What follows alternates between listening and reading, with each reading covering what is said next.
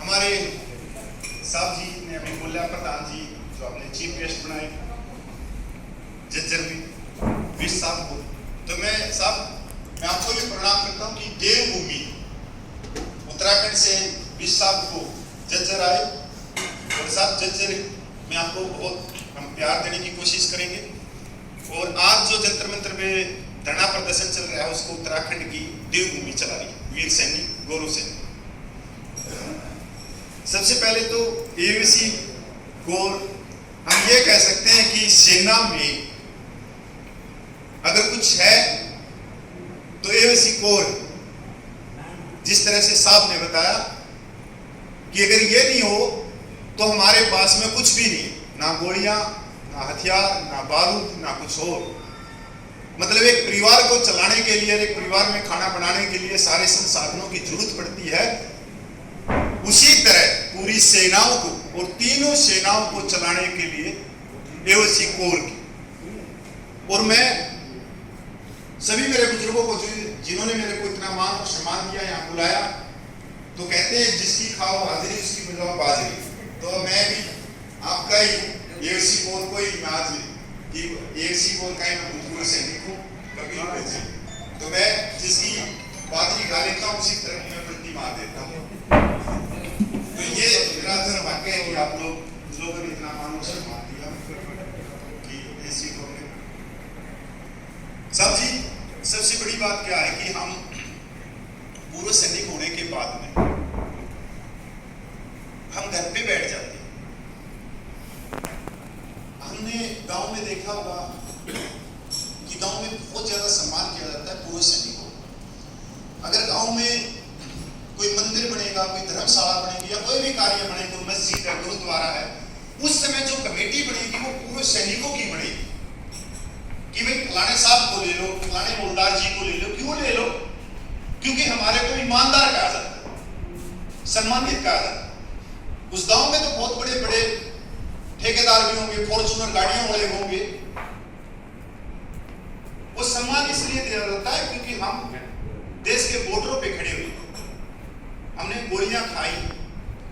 उस सम्मान को हम आने के बाद में भूल भी जाते हैं कि बाबा भीमराव अम्बेडकर का संविधान ये बोलता है कि आप मान और सम्मान के साथ आपको पूरा अधिकार है जीने का।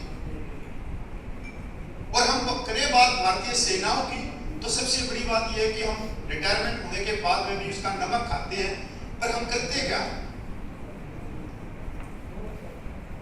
कि हमने करना क्या चाहिए।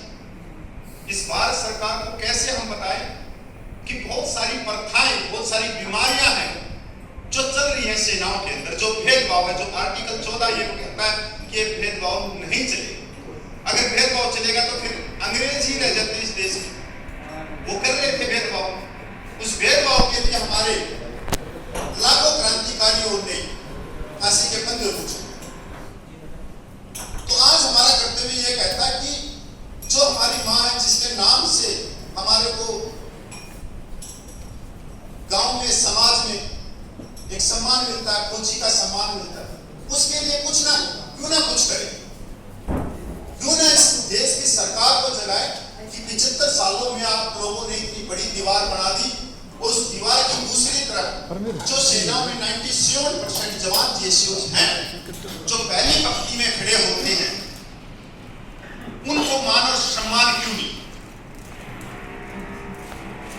ये किसी के विरोध में नहीं है संघर्ष, ये संघर्ष है अपने वजूद को पाने के लिए कि जिन भारत सरकार के रजिस्टरों से हमारा नाम गायब कर दिया, हमारा नाम काट दिया, हमारी हाजिरी नहीं लगी, हमने अपना एडमिशन करवाना है, संख्या बल हमारा है, कुर्सी दरी हम भी चाहते हैं। और कोई एक व्यक्ति, कोई देहरादून से, कोई नोएडा से, कोई जयपुर से, कोई चंडीगढ़ में जो बड़ी बड़ी कोठियों में रहते हैं, वो आके और ऊपर बैठ के और 4 नारे लगा के कि मैं भी आपके परिवार से हूं, आपका भाई हूं। ये राजनीतिक पार्टियों को अपनी लीड दिखाते हैं और राजनीतिक पार्टियां उनको साथ में बंद कमरों में मीटिंग करती है। और जो जवानों की जो जायज मांगे हैं, जवानों का जो अधिकार है, उन चीजों का सौदा कर जाते हैं राजनीतिक पार्टियों से। तो ये संघर्ष है, उसके लिए हमने बहुत लंबा संघर्ष किया है।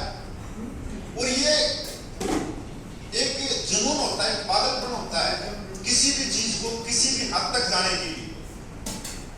आप लोगों ने देखा होंगे हमारे पड़ोस में कोई डॉक्टर लग जाता है, IPS लग जाता है, IAS लग जाता है कोई लड़का, और पड़ोस में ही दूसरे पड़ोसी बोलते हैं भाई कल पागल हो गया कि वो 24 घंटे कमरे में ही बैठा रहता है, पता नहीं क्या पढ़ता है।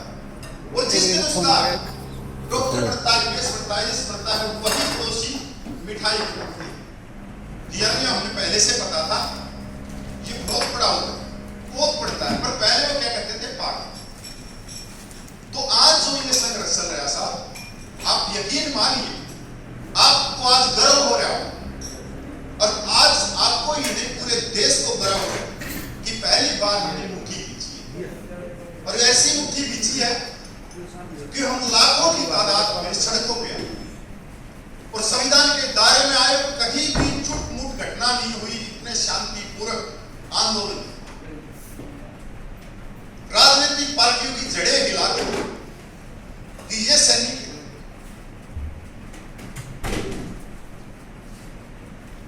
सब ये कोई एक व्यक्ति से नहीं, जो आप लोग बैठे हैं ये इनसे।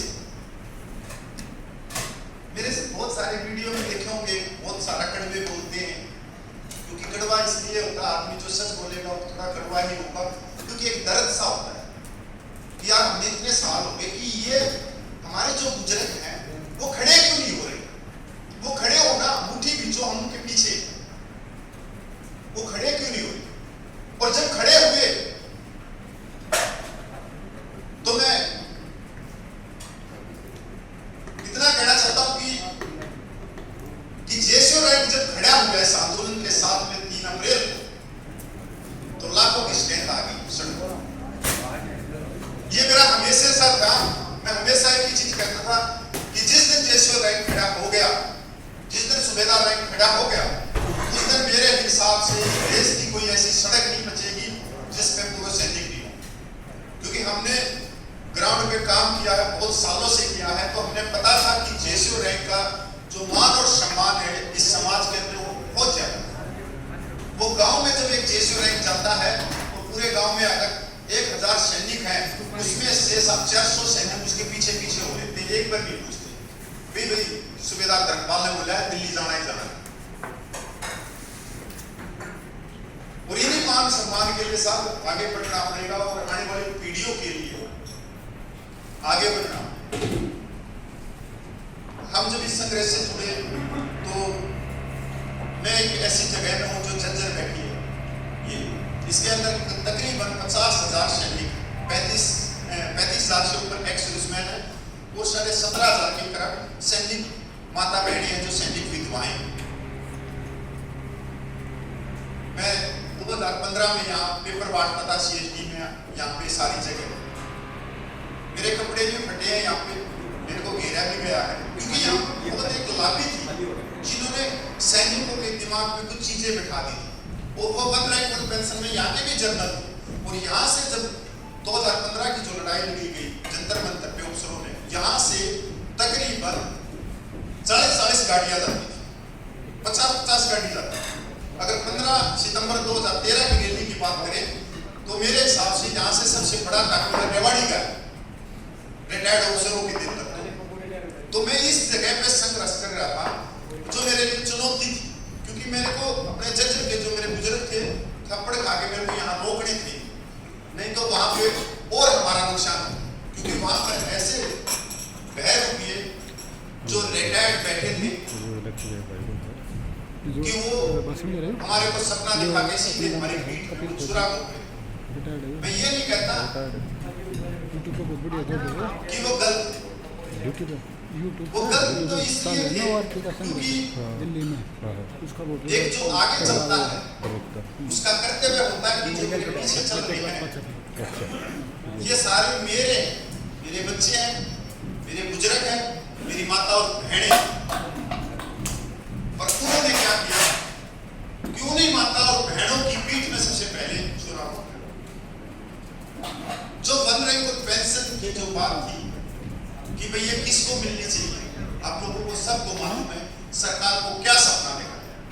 आपने बहुत सारे जनरल जो लंबी लंबी पूछे